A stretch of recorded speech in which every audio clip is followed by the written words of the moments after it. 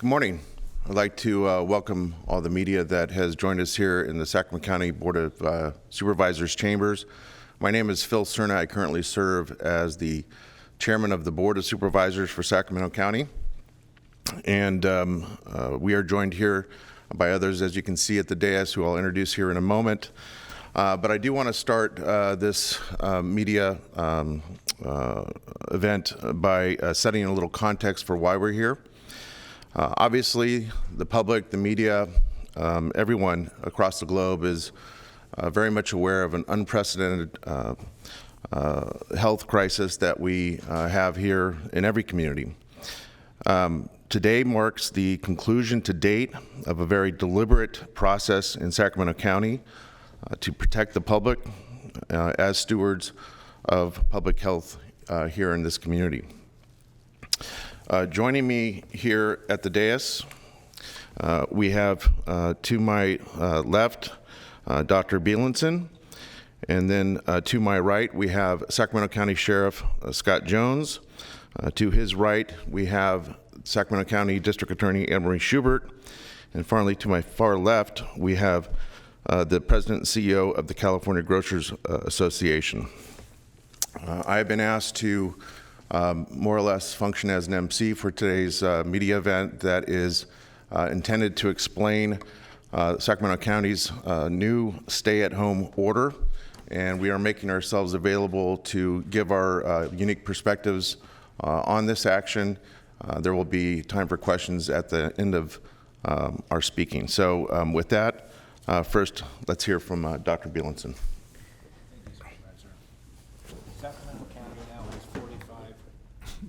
Sacramento County now has 45 confirmed novel coronavirus or COVID-19 cases, 3 of which have resulted in fatalities. It is also clear that Sacramento County now has community transmission of this virus. In order to slow the spread of COVID-19, we have been taking significant steps.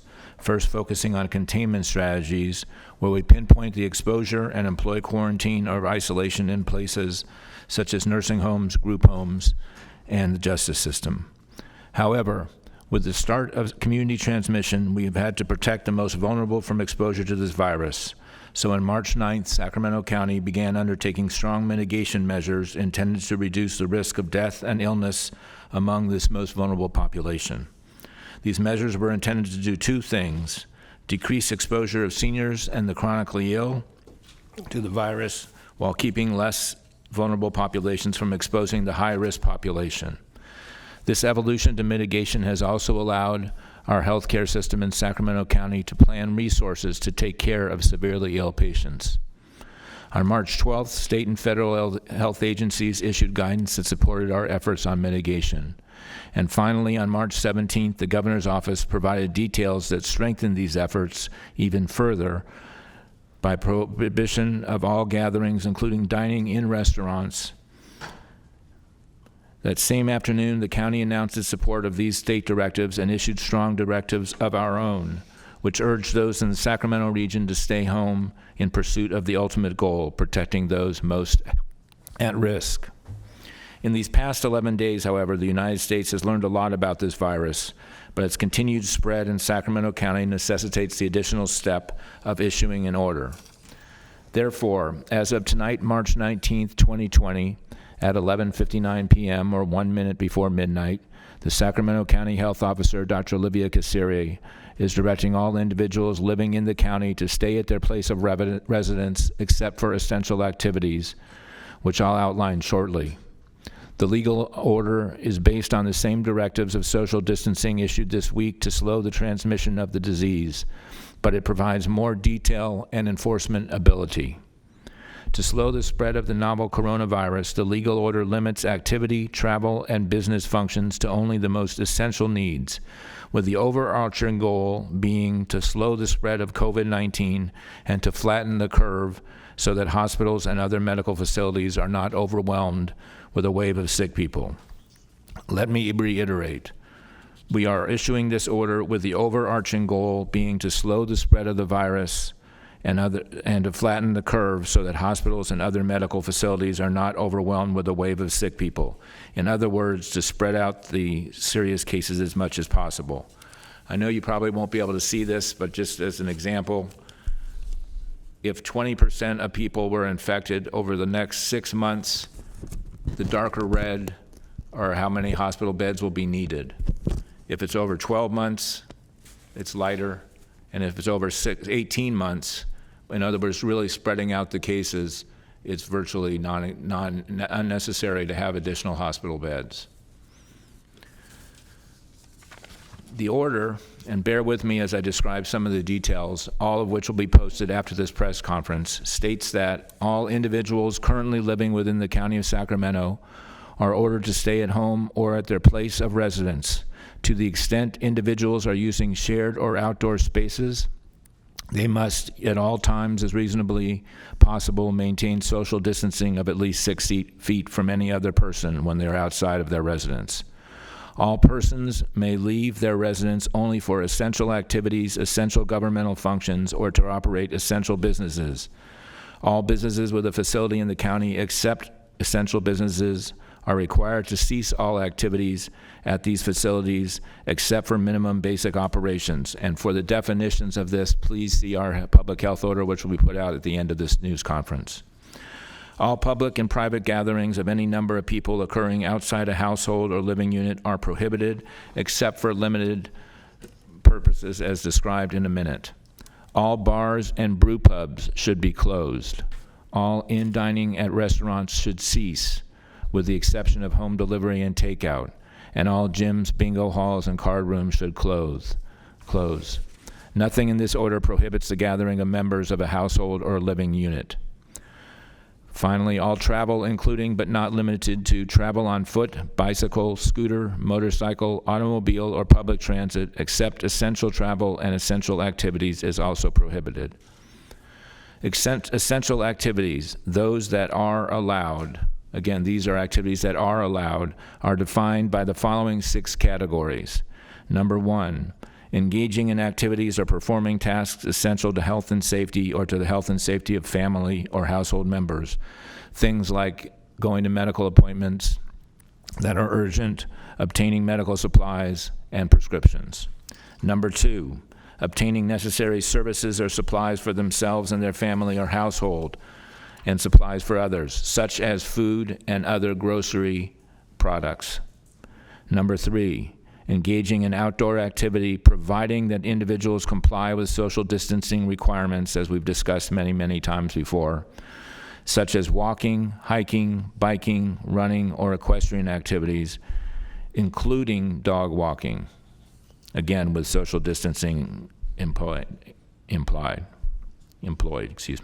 Number 4, performing work to provide essential products and services at essential businesses and government entities, as well as other nonprofit organizations. Again, see the definition in the order. Number 5, caring for a family member or pet in another household. And number 6, and this is important, attending private gatherings of not more than 6 non-relatives in a home or place of residence, with social distancing being practiced at all times at such gatherings. This order shall become effective, as I mentioned, at 1 minute of midnight tonight, and will continue to be in effect until midnight on April 7th, 2020, until extended, rescinded, superseded, or amended in writing by the health officer. In short, what the order means is to take all reasonable means, whether as individuals, schools, businesses, government, or nonprofit organizations, to stay home, only venture out to public spaces when absolutely necessary, and to take any means possible to help others do the same. The goal is to comply with social distancing and limit groups from congregating together in a way that could further spread the virus. Thank you. Great. Thank you, Dr. Bielenson. As I mentioned earlier, today's order is the product to date of a very deliberative thought process by a number of folks here in Sacramento County. And as we shift from a directive, which has been in place for about the last 36 hours, to this new order, that has given ample time for a lot of coordination with our partners in law enforcement and certainly our district attorneys. So with that, at this point, I'd like to turn over the dais to Sheriff Scott Jones. Thank you, Supervisor. Good morning. I'm here today not only representing the Sheriff's Office, but all the Chiefs of Police for each of the law enforcement police departments within the County of Sacramento. I think all of us realize that we are in unprecedented times in terms of this order and the enforcement thereof. And I know there are many feelings of uncertainty and feelings perhaps of folks being unsafe. And in this order, law enforcement throughout the county has been charged with the enforcement of this order. But I want to be perfectly clear that neither the Sheriff's Office nor any of the police departments have any desire to make any arrests or take anybody to jail for violations of this order. We view our role more as one of education, educating folks how to keep themselves safe, how to keep their families safe, and most importantly, as the purpose of this order, to try and keep the rest of the community safe, especially our vulnerable populations. To that end, I know when you call first responders, whether it's fire or law enforcement or EMTs that you need, there may be additional public health screening questions that may be asked of you. I would also encourage each of you, as you need the services of first responders, whatever field, that you immediately advise them when they arrive of any symptomology or positive cases for yourself or those in your household, so we can all stay safe and so first responders can stay on the job. I want to assure everybody that law enforcement's priorities have not changed. They always have been and will remain the protections of people in their houses, or whether they are abroad within the parameters set forth in this order, and the protection of businesses, whether they are open or closed. That will remain our first priority. I also want to assure everybody that by and large, law enforcement in the county has not yet been affected by their personnel from the virus, that we still have full staffing, and hopefully that will remain the case. So as always, if you need law enforcement, call us and we will show up just like we always have. Thank you. Great. Thank you, Sheriff. And of course, one of our critical partners as well in this effort to implement this new order is our district attorney. So with that, I will turn over the dais to Ms. Schubert. Thank you, Chairman Cerna. I don't think it can be said enough today that this public health order is about one thing, and that is the health and safety of our community. We must acknowledge that there really are two crises going on here. One, the virus, and two, the fear and panic that many of us in our community are feeling. This order from the public health officer, Dr. Kasiri, is a very clear message about this virus. It is everyone's moral responsibility to act today, not tomorrow or next week. One only needs to see all of the charts flying around Facebook to see the exponential growth of the virus and what happens if we do not practice hygiene and social distancing. This order allowing law enforcement and the district attorney's office to be involved in this crisis should tell everyone the magnitude of the responsibility that everyone holds. We must, as everyone has said probably thousands of times now, we must bend that curve. Time isn't the main thing. Time is the only thing right now. Our office is working with our other government leaders, law enforcement, agencies across Sacramento County to have a coordinated and comprehensive response to this crisis, to limit, as many people have said, including Dr. Kasiri, the systemic risk to our healthcare system.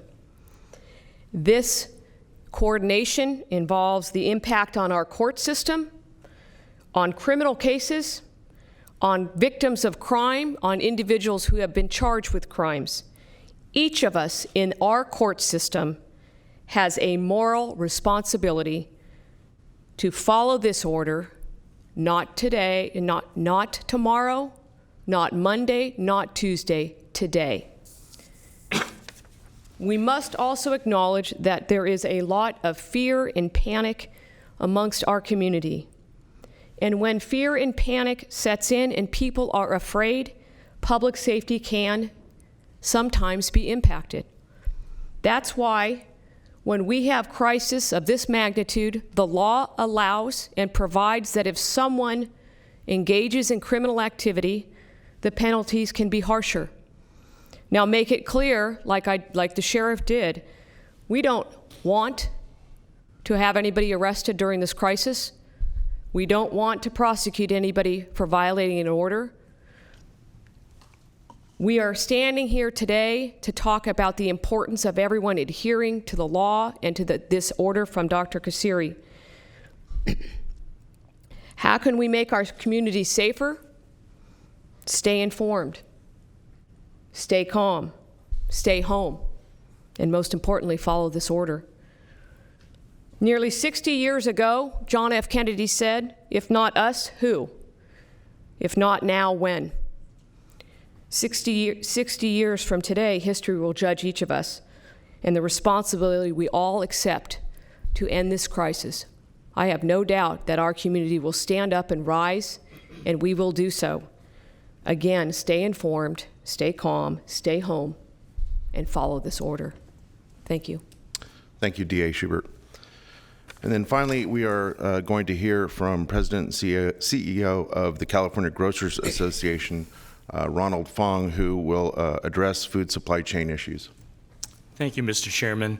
For 122 years, the California Grocers Association has been representing grocery retail here in California. As all of you know, grocery stores are the anchors of each and every community throughout our great state. During this most difficult time, grocers, large and small, chains and independents, commit to serving our communities and our environment and looking to serve everybody in our community. We understand that consumers are concerned and they have anxiety as to what will happen next. But there really is no need to overbuy or to stockpile food supplies. We want to assure you that we will continue to serve our communities and you will be able to purchase your necessities. The food production system, the supply chain, is safe, it's intact, and it is plentiful during this health crisis. What we are discovering is challenges in the distribution center as consumers change to this new shopping behavior. That's a nuance that we need to recognize. What has really changed is the amount of food that people are purchasing during their store visits, and the distribution channel cannot keep up with this current pattern. Consumers should return to their normal buying patterns, and the distribution center will have a chance to recover and catch up with themselves. For instance, if it is your normal pattern to purchase for a week for your family, return to that habit. There really is no need to purchase for 3 months. With that change in your pattern, the distribution supply chain, the distribution channels will return to normal. The spike in volume has really impacted our ability to keep our grocery stores full, often resulting in the perception that supplies are limited, and this simply is not the case. Grocers and their supplier partners are working around the clock to restock their shelves as new products arrive. One person's overbuying can result in another's inability to purchase the food that they need. And in particular, I'm addressing our most vulnerable population, our most vulnerable customers, those 65 and over, who are not able to get to the store as quickly and as often as consumers, able-bodied consumers can. There is an order for them to stay in their homes. and they are finding it very difficult to navigate their way through a store. Overbuying compromises their ability and our ability as grocers to deliver to them the goods that they need.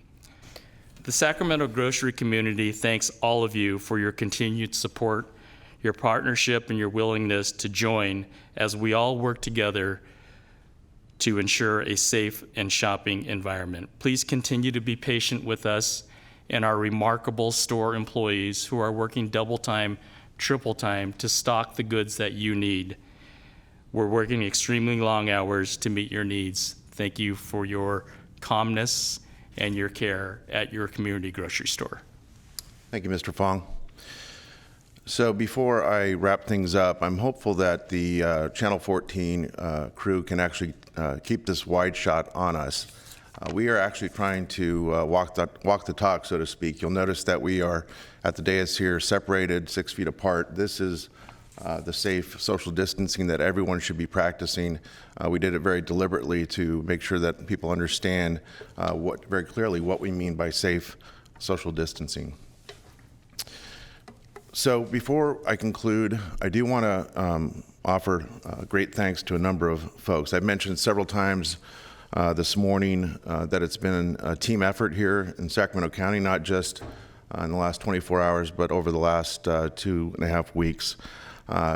Everyone has noticed that we've had sequential interventions, directives, advisories as we get to this point today with our stay-at-home order. First, I would like to thank Sacramento County CEO Nav Gill. I would also like to thank the Deputy Executive in charge of Countywide Services, Bruce Wagstaff. Certainly want to thank our Health Officer, Dr. Olivia Kassiri, as well as Dr. Peter Bielenson, who serves as Sacramento County's Director of Health Services. I also want to offer my thanks to Kim Nava, who serves as our Public Information Director. She's been obviously very busy as of late. And then I also want to thank all of our public servants here in Sacramento County. This is the largest local government in the Sacramento Valley. It hasn't been easy for us, but I am very, very proud as Chairman of the Board of Supervisors of everyone that calls themselves a Sacramento County employee. Across all agencies, you're doing a wonderful job, so thank you. And then finally, I want to offer my thanks to my peers in elective office, two of which are here. Over the last several days and few weeks, here in Sacramento, there has been a spirit of collaboration between all of us that, quite frankly, we have not seen before. Sometimes crisis does breed this type of cooperation and collaboration, but it really has been remarkable to see from boards of supervisors, various cities in the region, and certainly the 7 cities here in our county, to school districts and others who've come together and really focused on a common cause, which is to keep the public safe. I especially want to thank my good friend and the mayor of our largest city here in Sacramento County, Mayor Darrell Steinberg, for his leadership and the fact that he has been instrumental in making sure that we all march in lockstep. So I will conclude as chair of the board by saying that the Board of Supervisors will continue to do its business in public, albeit with adjusted protocols for public participation and comment. But you can rest assured that one of the essential duties, activities here in Sacramento County will be the continuation of its elected decision-making. And in fact, it probably has not been more important than it is now. And so that will continue. I want to thank my colleagues on the Board of Supervisors, all of whom have been grappling with the same challenges, certainly as I have. They've been doing an outstanding job. So again, thanks to all of them. And with that, I think at this point, we are ready for questions. I'm not sure who is the best person to answer this, but there's a lot of confusion with the word stay-at-home order versus what people are more commonly used to hearing, which is a shelter-in-place. Now this is a legal stay at your residence. If someone could explain the difference between a shelter-in-place, which this is not, and a stay at your residence. Dr. Bielenson? Shelter in place is more of a small. Shelter in place is more related to like natural disasters and things like that. So we wanted to make it more available, if you will, by stay at home or in your residence, as opposed to a shelter in place where you would hunker down in a bomb situation or something like that. This is a friendlier tone, if you will, but it means the same thing. Yes. Can you talk about the change? I mean, we've seen a rapid change from the sort of suggestion of staying home to now it's an order. What has changed in the last even few days for you? The increasing incidence of the disease. So the 45 cases and 3 deaths are about double or triple what it was a week and a half or so ago. And that's obviously just the tip of the iceberg, because there's still nowhere near enough testing available to know what's really happening. So we thought it was important to to kind of sequentially, as the Supervisor Cerna was talking about, address this issue and in progressively increasing measures. And this is just the next step that makes good sense. The sheriff, are officers going to be patrolling, looking for people potentially breaking this? And then is there a penalty or anything like that for a violation, or? Sure, there's a couple of parts to that question. Number one is, we don't expect our workload to just go away because of this stay-at-home order. So obviously, we'll still be doing a lot of the same exact things we were doing before the order. In addition to that, we obviously are going to be looking acutely at neighborhoods and businesses that might be closed or open, just to make sure that everybody is acting the way we should, as time and resources permit. So the second part to your question is about the enforcement. And again, I want to stress, none of us really have, we don't want to think about the enforcement piece of this. It's just what I don't see us being a big hammer as much as an educational tool.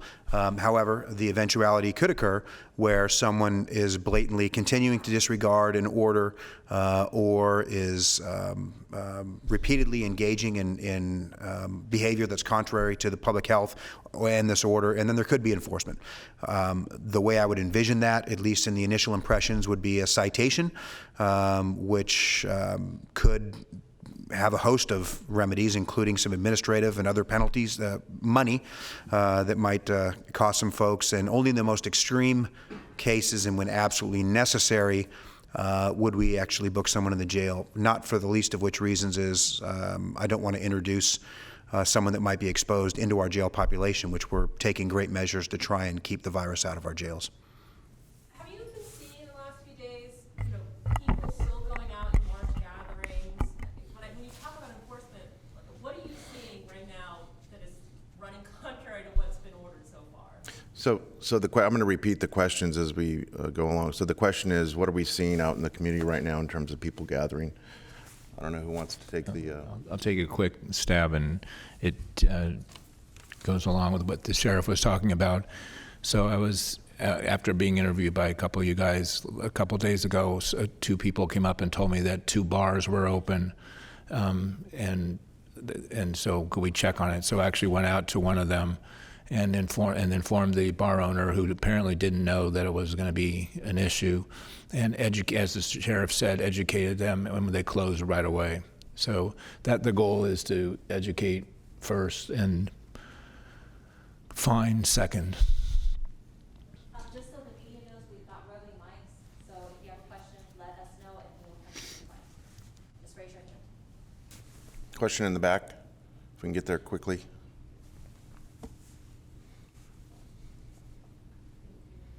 Could you just review the business implication? Obviously, if you're a grocery store, oh, there we go. If you could just review the business implication. Obviously, if you're a grocery store, you're still open, but what should a regular business be doing? If I am, I don't know, a card store, a knick-knack store, I should be closed, or I can be open if a customer needs to get something? There are a very broad list of 21 different entities that will be posted on our website by the end of this press conference, or shortly after the end of the press conference, that details what are essential activities and what are essential institutions. Yeah, so. Mic's not on. Oh, you go ahead. Question in the Hello, back. can you hear me? I was just curious about the homeless population. Are there going to be citations for those people? Are there going to be shelters set up for them so that they're no longer exposed to the public? Well, I can speak to the enforcement part, and obviously enforcement, as I mentioned, is going to be a last resort, and obviously I'm sure there's other measures, mitigation measures that are going to be offered for that, and I think the supervisor or the doctor might be better equipped to answer that piece of it. Yeah. So we have been working with the city and the state and the county on coming up with a comprehensive plan, but I can tell you initially we put out 1,000 units of hand sanitizer. We're working, Mr. Mayor, I think, with the city to put out a kiosk with hand washing stations for obvious reasons of allowing for hygiene and for getting plastic utensils or non-reusable utensils for places like loaves and fishes. And then we're encouraging people to not be in encampments of more than 10 to try and, again, socially distance, if you will.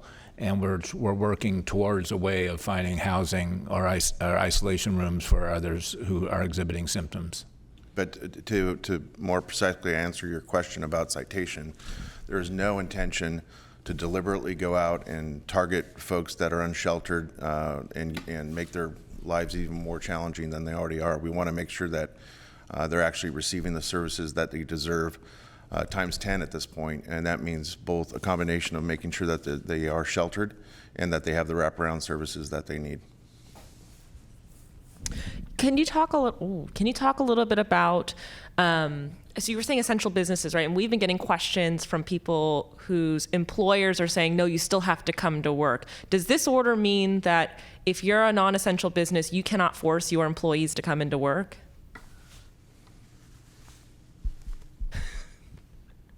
Doctor?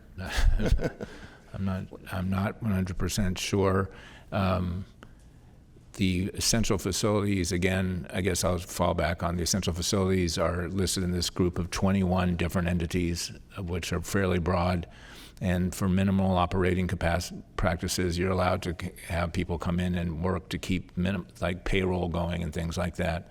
I don't know. We'll probably deal with this on a case-by-case basis. I'll add that this is not something new to this order. When Sacramento County issued its directive, like I mentioned about a day and a half ago, the question of essential services, including essential employment, whether it be in the public or private sector, has been one that the public has been very clear they want more detail about. So I suspect that as the order is implemented and we move along, we'll continue to make sure that we answer those questions as best we can, if not clarify formally in the course of what may become a bit of an evolving document. Right. Other questions? Please forgive if this has already been addressed, as I have not been here since the very beginning. But Sheriff Jones, you mentioned that we're taking precautions to keep the virus from getting into our jail population. What's being done? Well, a number of things, and I won't go into all of them, but I can tell you some basic ones. We've enhanced our screening procedures for entrance into the jail, and we've moved that initial screening outside of our secured booking area, so into our garage sally port area. If folks, recent arrestees, have exhibit any symptoms or fail intake screening, then they're going to be sent to the hospital for testing or medical clearance. Within the jail, I have directed that one housing pod in each of our facilities be emptied out in potential readiness should there be an outbreak, anticipating that if there one, there may be several that occur very, very rapidly in terms of positive tests. We also have a number of respiratory isolation cells in our medical wing, which are negative airflow, air pressure rooms, so we can accommodate up to 8 folks in there very successfully, but if not, we have the additional capacity. To create that, I've sought and obtained a order from the courts that gives me the authority to release folks early, up to 30 days, to create the space necessary for what I just mentioned. We have engaged in some early releases. We have excluded folks that are in custody for serious or violent felonies or domestic violence, and we have gone up to about 11 days early to get the requisite number of folks to clear out those pods. And in terms of the law enforcement officers that are on the street and dealing with the community, what are we doing to make sure that they're protected as they go about keeping the peace? Well, that's definitely evolving as the situation evolves, but some of the things are going to be trying to obtain relevant public health information before an officer gets dispatched to a location, perhaps trying to have folks, if the call permits it, to meet them outside in a more aired environment. We're making sure, of course, all of our officers have the appropriate protective equipment when necessary, and as well as reminding them all to practice safe hygiene practices pursuant to this crisis. Law enforcement, sheriff's office, and the police departments don't have the luxury of sheltering in place and staying at home. We have to be out there and be at the tip of the spear for this crisis. And I just have to assure people that we're still able to do that. I can tell you that one of the things that worries me, and I think worries all the chiefs in the region, is having it go through our ranks, because in many times we are close quarters. We're staggering briefings to try and avoid crowds, but we have already had officers on our department potentially exposed, and a number of them, over a dozen, being tested. And those tests, fortunately, so far have come back negative or still out. But one of my greatest concerns, obviously, is having it decimate the ranks of law enforcement and having fewer folks to respond to some of those life-threatening or critical emergencies that are still going to occur throughout this process. And if I may ask Ms. Schubert, and forgive me again if this is a repeat question, but how is this dealing with the load of cases that you have coming through your office at this juncture?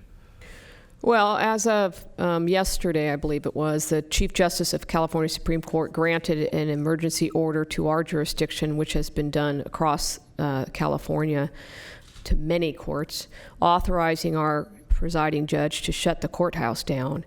So that has been an evolving process. We have, as a DA's office, we've done everything we can to minimize our presence in the courthouse. To the extent we can, we're doing a lot of things telephonically and not going to the courthouse. We are reducing our staff. That has been through the directive of the county. We are only operating on critical functions right now. And again, it is an evolving process. Everybody understands we're all overwhelmed with this. But the court has been in the process of identifying what does have to happen in this crisis. But the court does have the authority to shut the court down. And what about the high-profile cases that are going through, of course, the Golden State Killer and what have you, anything that this might affect in terms of those proceedings?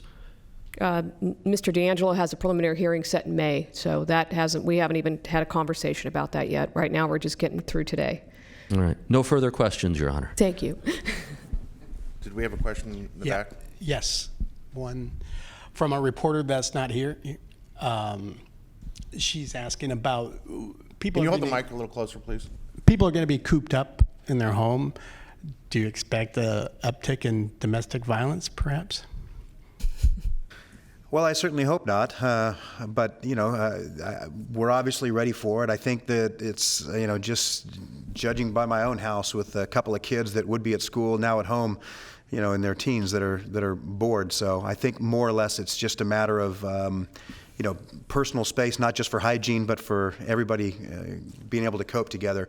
I mean, obviously, you're not going to be locked in your house. You can go outside. You can go shopping. You can go out for critical service. I think that's important for people to know. They're not locked in their house like a prison, pursuant to the order.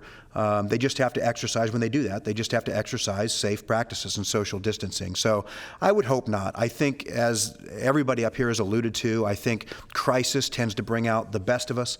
And certainly I've seen enough of Sacramento County and all its communities to fully expect that the best will come out and reverberate throughout the county as well. And that's my hope. Of course, we hope for the best and we prepare for the worst. We'll still be out there enforcing the laws and keeping people safe. And just one more thing, Sacramento City's got somewhat of a plan for financial help for small businesses. Do you have a plan similar? So I'll take that one. We are well aware of the various multitude of impacts that people are suffering from here in this community and across the state and nation when it comes to loss of employment, wages. This is about as disruptive as it gets. So we're well aware of kind of the different spaces we need to consider relief. And as chairman of the board, I certainly have been giving that a lot of consideration. I know my colleagues have. One of the things that we will be considering as soon as Tuesday is an urgency ordinance similar to the one that the city of Sacramento recently adopted with regard to relief for renters when it comes to their ability to continue to pay rent. And I'm also hearing quite a lot from my constituents, I'm sure we all are on the board, about small business and the fact that they too have a similar stress in their lives now with their ability to pay their lease payments for their space. So I suspect that we will be considering these as methodically as we can, but it was I think incumbent to really focus on the renter relief first, because the last thing we want to do is to actually have more people that become possibly homeless, and at the same time we're issuing a stay-at-home order. If you don't have a home to stay in, that makes it very problematic, and so we don't want people to be even more exposed to disease. So that's the first thing that I'm pushing for, and it will be in front of the board this Tuesday. I think both of these would be for Dr. Bielenson. One, just to clarify, in the listing of essential services or movement, it discusses private transportation that helps people get to like the grocery store. So just to be clear, that would cover like Uber or Lyft drivers as private transportation? Yes. Yes. Yes? Hang on. Okay. Social distancing, I would imagine so. Okay. And my other question being just in terms of what we're hearing out of Washington with the promises for mobile testing sites at pharmacies, at Walgreens parking lots or Target parking lots, do we have any timeline for when we might get one in our area, or how is that working? We have plans for drive-through. There's not enough testing available yet to be able to be done, but we would plan on doing it for sure as soon as we can get the testing materials. And so we don't know still when? No. No. Okay. Okay, we've got two more questions. Here's Sacramento. I wanted to know, so this is through April 7th, at least for now. And we heard this week from the president that this crisis can go on well through the summer. And I'm wondering, what does that look like? I mean, are we going to see this extend through April? What's the sort of prognosis here? Yeah, I think it's almost unquestionable that we'll see it through the end of April, or probably into the early summer months at the very least. But this is written so that it can be, it ends at a set time unless it's continued automatically. Okay, any last question? Anyone? All right. Seeing none, thank you all for being here. All